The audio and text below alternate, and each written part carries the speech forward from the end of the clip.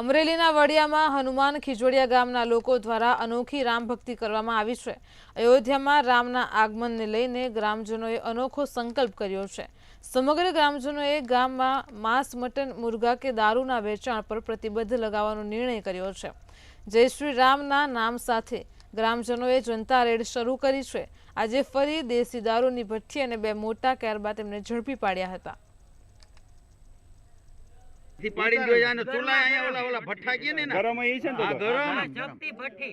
ભઠ્ઠી ચાલુ હતી અને પોતે ફરાર હતો અહીંથી અને કાલે ઈ માલ પકડ્યો। કાલ ગાડી આવી હતી ની કેરબો અને ઓલી પોટલીઓ ની બધું કાલ લઈ ગયા હતા। કેટલો માલ કાલ પકડાણો હતો? કાલે માલ હતો 20 લીટર કાલે કેન હતું અને ઓલી પોટલીઓ હતી એની આખું ઠેલું ભર્યું હતું પોટલીનું।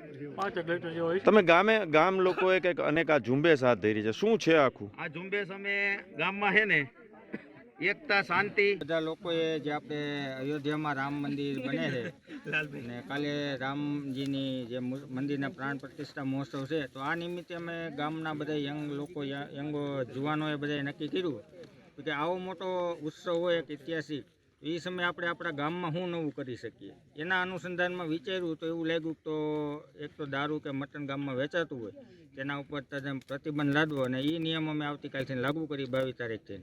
એટલે અમારા હનુમાન ખીજોડિયા ગામમાં હવે કોઈ પણ દારૂ, માંસ, મટન કોઈ પણ એવો વેપાર કરશે બિન લીગલી તો એના ઉપર કાયદેસરની કાર્યવાહી કરવામાં આવશે। અને બરાબર છે, જાહેરમાં વેચે છે બધા, બસ એટલું જ કહેવાનું। ખુલ્લે આમ વેચે છે? ખુલ્લે આમ। બીજું શું શું કરે? મુરગી વેચે, ઈંડા વેચે, બધું બરાબર છે। જાહેર મિલકતમાં એમ રહે છે બધા। આ બંધ થાય એવી નમ્ર અપીલ। તમે ઉપસરપંચ તરીકે આમાં શું પગલાં લેશો?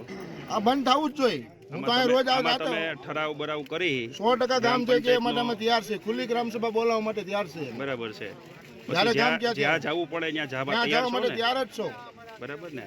કદાચ